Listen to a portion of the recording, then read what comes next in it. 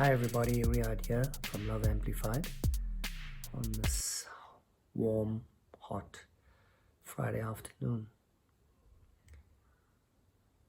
So I saw a meme yesterday on Facebook, a picture of somebody holding a match, and the match in the hand is casting a shadow on the wall, and the match is lit, but there's no shadow cast by the actual flame.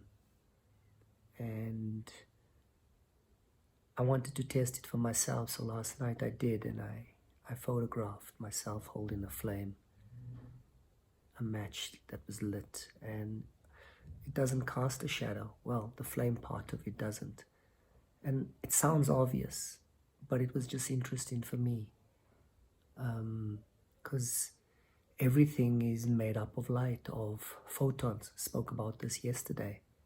And everything emits an incandescent light, a bioluminescent light.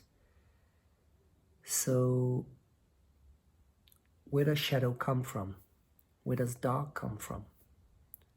And I know we get that darkness is the absence of light.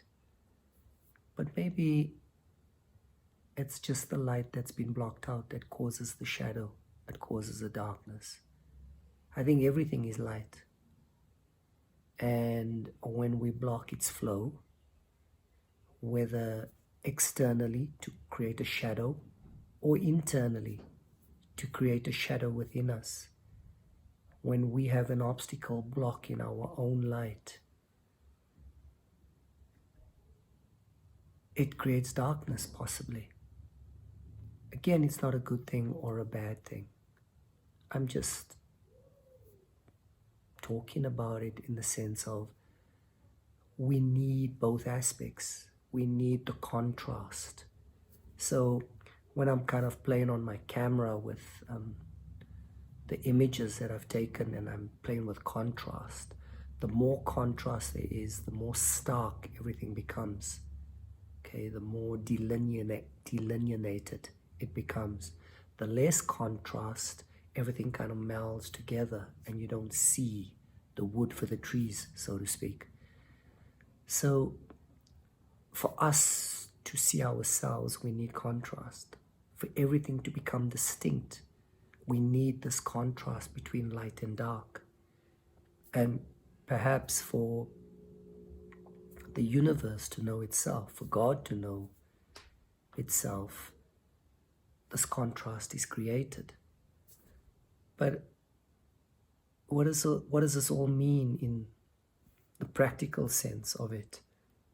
And I think for me, it's about having the awareness of the interplay between what's light and what's dark, both inside of us and outside of us, and using that in everyday life to see the contrast, not to make it wrong, because so often if something is dark or shadow, we call it wrong, we call it bad, we label it.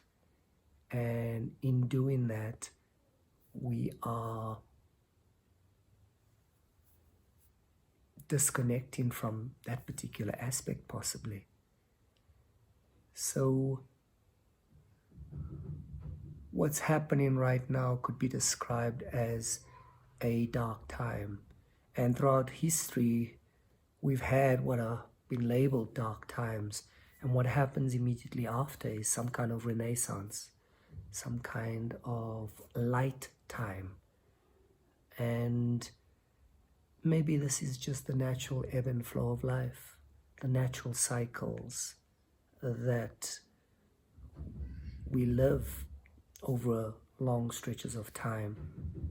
And if we start to see it from this perspective and to recognize that this is just possibly part of a cycle, and we might be in this darker time right now, but what lies beyond it is a new cycle, rebirth, recreation, renaissance.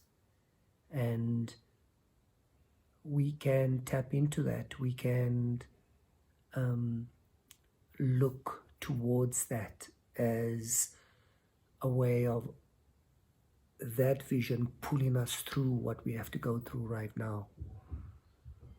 I think a lot of us are resisting this, resisting lockdown, resisting this whole process. But in the bigger scheme of things, I think as we zoom further and further out and get a more complete picture of what is unfolding, we see that it's just part of a natural cycle.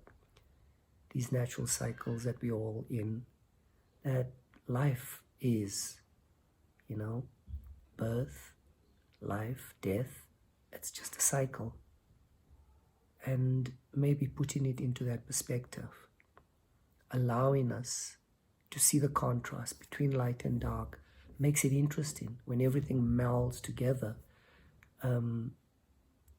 we can't see much. And we need this contrast. We need to be able to make distinct these different aspects in our lives. I think it's all part of the journey towards knowing ourselves, knowing each other, and knowing life at a deeper level. So don't make your shadow or the dark wrong, either internally or externally. It's just a natural part. And the obstacle that creates the shadow is just our ongoing journey to remove these inner obstacles so that we can radiate more light, we can shine brighter. Thank you for tuning in. Thank you for listening. I don't know if it made much sense, but if it got you to question something and to look at something differently, then my work is done. Have a good one.